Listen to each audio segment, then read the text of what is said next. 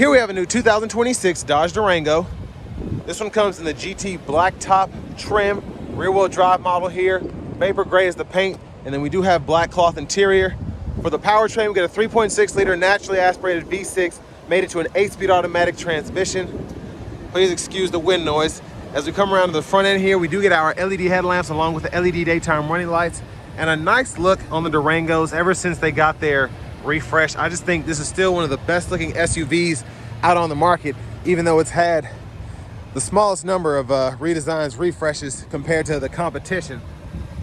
Now down here, these are going to be 20-inch aluminum wheels. Really nice look, and I like how it goes with the vapor gray here, the black accents, and it's just a nice look. Passive keyless entry on the front. We have our power mirror controls here. We do get heated mirrors with blind spot monitors, one-touch up and down windows for the front, and then just regular power windows on the back. Power door lock controls, rear window lock, bottle holder there. Then our headlamp controls are here, foot pedal parking brake, hood release. There's a look at the pedals there. We get a manual tilt telescoping steering wheel. And then here's our power driver's seat with 4-way power lumbar support. Now, I've always liked Chrysler for this because they are one of the few manufacturers that put 4-way lumbar, even with a cloth seat. Most of these companies these days, they put 2-way power lumbar support on the highest trim. So really like that, especially for the price here. And again, I apologize for the wind noise, but a huge thanks to Chrysler, Dodge, Jeep, Ram of Franklin here in Franklin, Tennessee for allowing me to review this vehicle today. I'll leave a link below in the description. If you're looking to find the best price on one of these closer to home, click that second link down below. It takes just a minute to fill out your information, and I'll make sure the local dealers are fighting to get you the best price on this or whatever new vehicle you might be interested in. But pretty good space behind the seat I have adjusted for someone of my size, being 6'3", longer legs.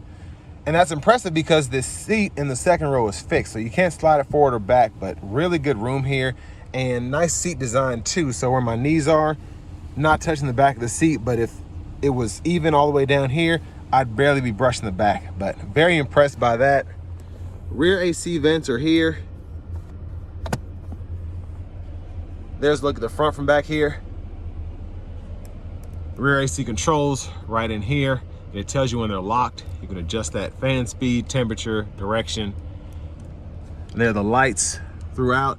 And then you do have the vents in the roof line there. But bottle holders on either side in that third row. Not bad space, but I'll show you how we can get back there in a minute.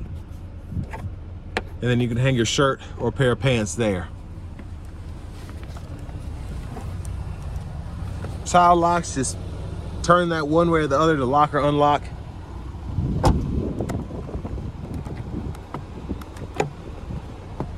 Fuel filler there.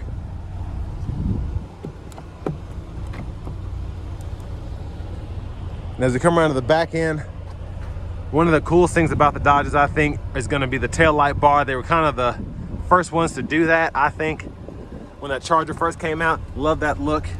Dual exhaust. Tow hitch integrated, or tow receiver integrated behind this cover there. There's a spare underneath, you can see that.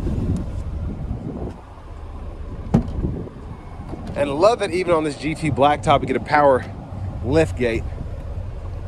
But there's a look at the space behind the third row. Nice deep pocket on the side here if you want to have something in the back that you don't want rolling around.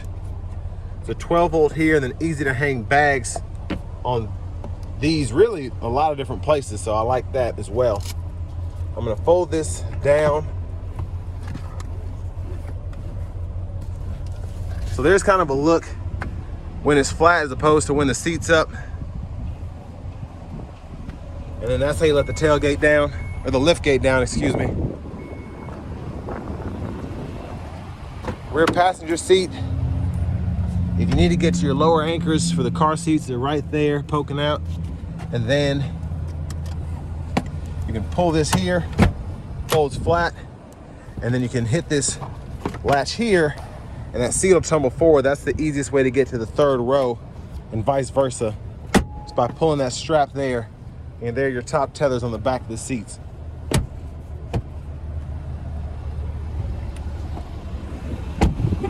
Now, front passenger seat, manual, so you just control the seat back. Seat bottom there. I like the netted side pocket. 12 volt here. Lockable glove compartment right in there. I'm gonna turn this air down a little bit. And then here we have the window sticker. Y'all can pause anywhere you need to take a closer look at anything. But this one does have wheel locks, tint. But there's a look at the window sticker.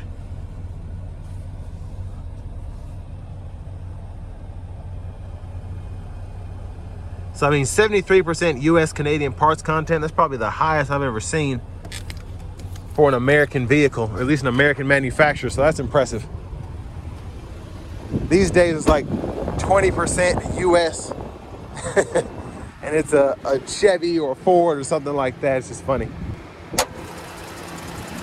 Let's look at the engine bay again, a 3.6 liter V6.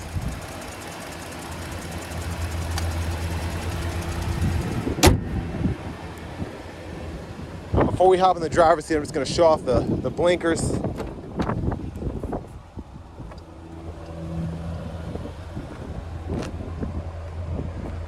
So LED there, like that. This wind is crazy today. And there's a look at the front. Let's hop in the driver's seat. That's better. Nice leather wrap steering wheel here. I like the overall shape, how thick the steering wheel is itself, and it just has a nice look to it. There's the horn. Now over here to the radio, we do get AM, FM, XM, along with Bluetooth, wireless CarPlay, Android Auto. We have Alexa as well. Navigation system is here. Pretty easy to search and do all of that. And the Chrysler system overall is pretty fast, I think. We do get dual zone automatic climate controls, 3-stage heated seats with a heated steering wheel. Most of this in the screen.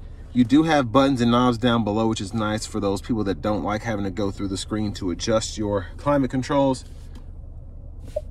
Vehicle settings are in here.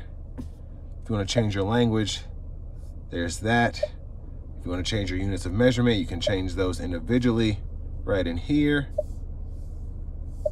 And then your safety and driving assistance, all of that is right in there. So it's really nice because in these systems you can configure a lot and it's very easy to get to. It's not like in some other systems I've seen where it's very hard to get to where you're trying to go. You don't know where this is to turn this off. And I feel like Chrysler system or Stellantis has a pretty good system in terms of making it easy to use. Now, backup cameras here. You do have the guidelines that follow you as you turn the steering wheel. Hazards are here. Turn that eco off, sport mode on, auto stop toggle there. And then your traction control, parking sensors. You get two USB-A, USB-C duos here, which is nice, and aux input. And then pretty good space to put your phone while something's on the charger. Now to shift the 8-speed, push this button in, reverse neutral drive, and then you can come over here and manually shift. And you also have the option to manually shift behind the steering wheel as well if you want to do that. And pretty easy to just put it back into park. Center console cubby space. There's a 12 volt in there. It's pretty hidden. That's why that little emblem is right there, because you cannot see it. I'm over here feeling for it, and okay, there it is. So I mean, it's nice that it's hidden, but you literally would not be able to see that if that wasn't there. Then you have a top tray as well. There's a look at the back seat from up here. And we have a garage door transmitter, your lights. You can activate the lift gate here, sunglasses holder. There's your assist system, SOS if you ever need that. It's kind of hard to see with the lighting, but sorry. And there's the vanity mirror. Surprised we don't have a light, but whatever. Now back to the steering wheel, left side stock, blinkers, high beams, and then we have our intermittent wipers here, low, high, and then your rear wiper right there. So rear fluid there, and then push in for the front fluid. Now, the steering wheel itself, behind the left side, track list, radio station presets, you can toggle those. And behind on the right side, volume up, volume down.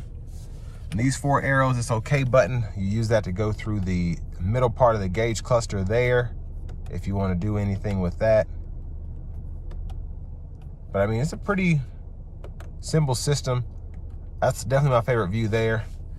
And then Bluetooth controls, voice recognition, standard cruise. We can turn that on or off, cancel, resume, and then set the speed up or down there. Push button start. Finally, here's the key fob with remote start.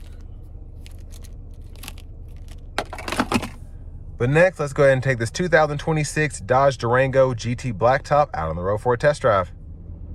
So starting the test drive in this Durango, it's a pretty easy vehicle to drive. You have that V6 8-speed automatic. It's just a simple powertrain.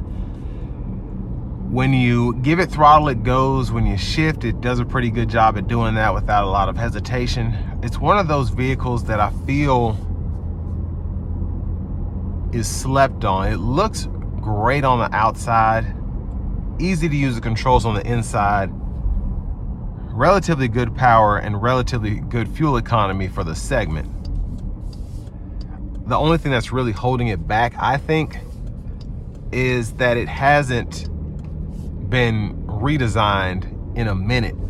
But what's crazy about that is I feel like Stellantis was so far, well, I guess at that point Dodge was so far ahead of the curve that it still competes with new vehicles today. I think just in terms of the few refreshes that they've done over the years, it still looks like a 26 model in my opinion. It doesn't feel dated, it doesn't feel old, but if you know the Durangos, you know it is old. Now interior wise, I feel like there are some things that could be updated, but I like the screen here. Again, feels new. The controls feel older here, but I like how easy they are to use. It's just very simple. Like a lot of Chryslers, I just, my lady just traded in her Chrysler Pacifica Hybrid. Well, I mean, it was mine, but she wanted an Acura, and she got the 22 MDX. And what's crazy about the Pacifica was she didn't realize how much she would miss it until she got out of it. Now she hates everything about her Acura because the Chrysler Pacifica was so easy to drive. The infotainment system was so easy to use. Obviously, she had gotten used to it over the years, but Stellantis vehicles are some of the easiest to use in general, unless you're talking about like an Alpha or something like that.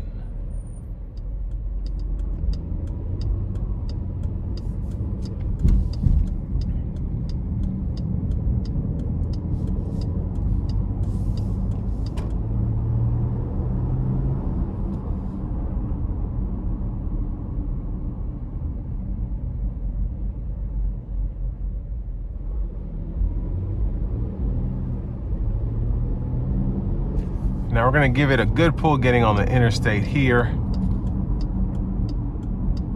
And I wanna try out the manual mode as well. Here we go.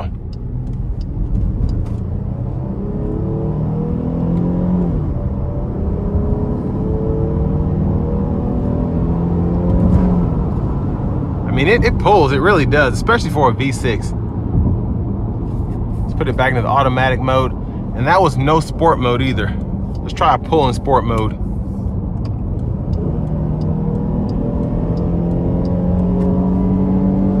Yeah, that's nice. But I want to give another big thanks to Chrysler, Dodge, Jeep, Ram of Franklin for allowing me to review this Durango today.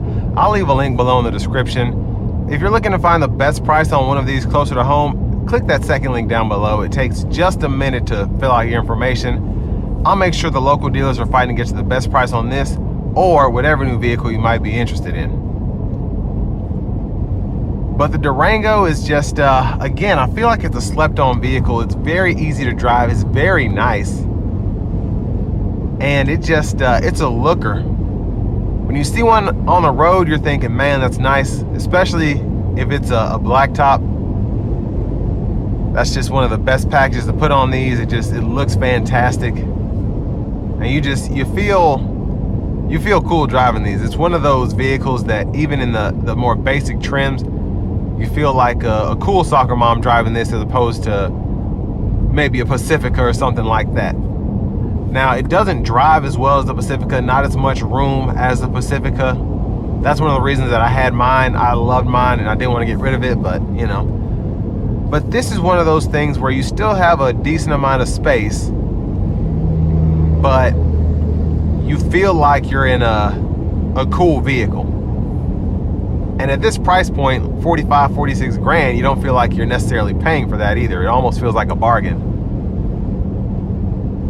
But love the Durango just in terms of what you get with it. Again, in this GT Blacktop package, how nice it looks, how much fun it is. And it really just checks all the boxes if you're looking for something in this segment.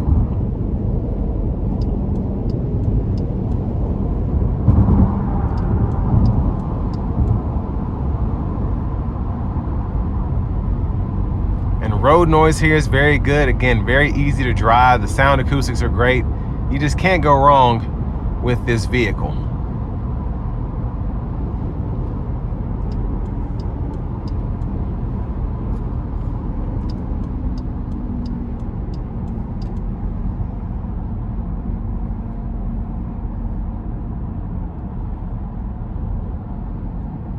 And again, for the money, it's a great option.